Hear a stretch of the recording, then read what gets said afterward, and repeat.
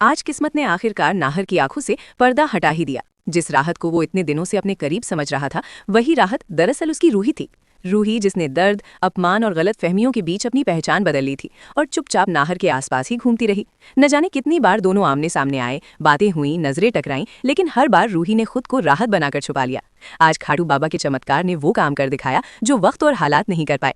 सोनी की बच्ची जोर जोर से रो रही थी। रूही उसे गोद में लेकर प्यार से चुप कराने की कोशिश कर रही थी। वो मासूम से कहती है, शांत हो जाओ बेटा, तुम्हारी मासी आ गई है। तभी रूही अपने सिर से दुपट्टा हटा देती है और बच्ची को सीने से लगा लेती है। हैरानी की बात यह होती है कि बच्ची तुरंत शांत हो जाती है।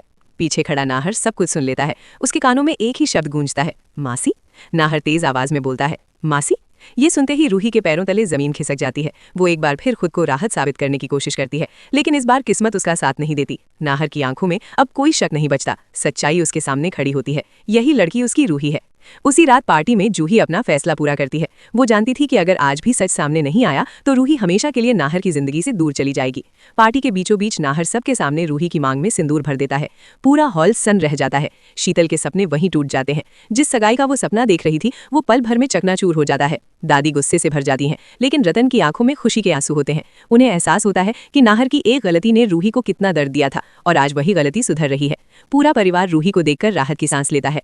अब नाहर चुप बैठने वाला नहीं है। डीएनए रिपोर्ट ने सब कुछ साफ कर दिया है। शीतल का बेटा उसका नहीं है। नाहर सबके सामने सच्चाई रखता है। झूठ, धोखा और साजिशों का पर्दाफाश होता है। रतन बिना देर किए फैसला सुनाते हैं। शीतल और रोमिल को इस घर से बाहर निकाल दिया जाता है। दादी चाहकर भी उन्हें रोक नहीं पाती। रूही एक बार फिर अपने घर लौट आई है, अपने हक के साथ। लेकिन कहानी यहीं खत्म नहीं होती। अब नाहर और रूही को मिलकर ये तय करना है कि वो हर उस साजिश के खिलाफ खड़े रहेंगे जो उन्हें फिर से अलग करने की कोशिश करेगी। आने वाले एपिसोड्स में रिश्तों की सबसे बड़ी परीक्षा, दादी के फैसले और नाहर का सबसे मजबूत